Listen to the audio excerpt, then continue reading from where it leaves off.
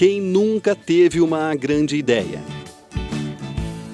Aquele momento de gritar eureka, como fez o matemático Arquimedes, ao descobrir a solução para um problema.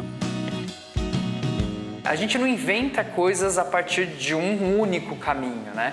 Acho que são vários caminhos, mas um caminho importante é a imaginação, né? Então, a imaginação é um dos motores para a gente conseguir pensar e, de repente, criar novas possibilidades.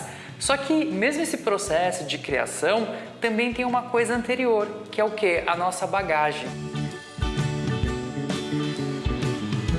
Para os inventores, essa bagagem é cheia de curiosidade e tentativas. Desde criança eu tenho essa aptidão, né, vamos dizer assim, de inventar as coisas. Eu comecei primeiro desenhando, depois passei a fazer essa parte de desmontar as coisas em casa. Minha mãe ficava... Então, aí ela chegou, comprou uma enciclopédia para mim que chamava-se Como Funciona na época. Aí foi quando eu parei de desmontar as coisas e comecei a estudar. A primeira invenção de Nivaldo aconteceu aos 12 anos de idade. O jovem inventor criou um relógio que apontava as horas por meio de cores para ajudar os deficientes visuais. O olhar criativo para as necessidades do dia a dia fez com que o arquiteto conseguisse sua primeira patente, uma cafeteira invertida, que não polui e não gasta energia. Nesse processo, o café sai muito mais quente, apesar de ter sido feita uma temperatura mais baixa, que é bom para a extração do café. Ele é todo feito dentro da cafeteira, sem contato com ar externo. Então, todo o processo está todo na mesma temperatura, fazendo o café sair quente a qualquer momento.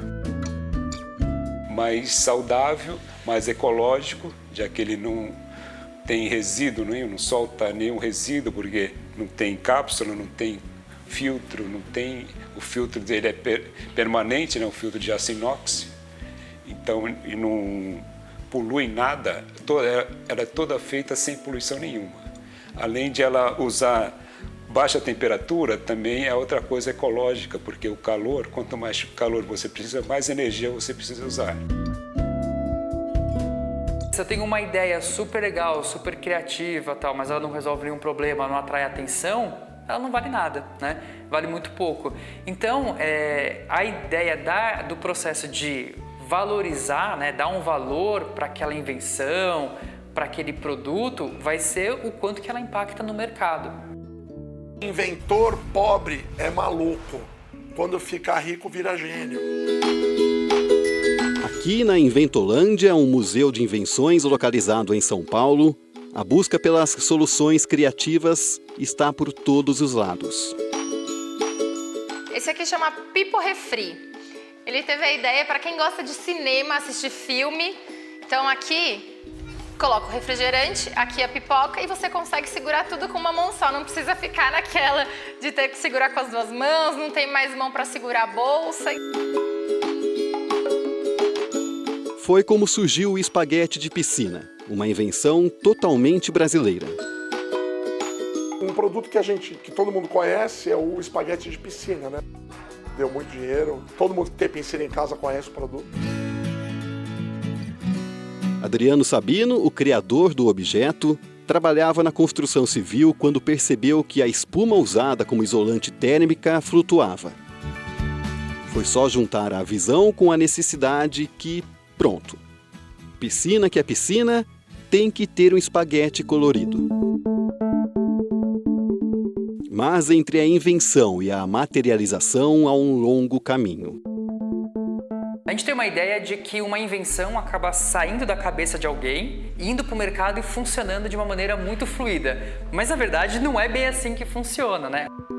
Então, nós somos um gigante na economia, mas um país muito pequeno na área de patentes. Estamos lá pelo 25º lugar no número de patentes mundialmente.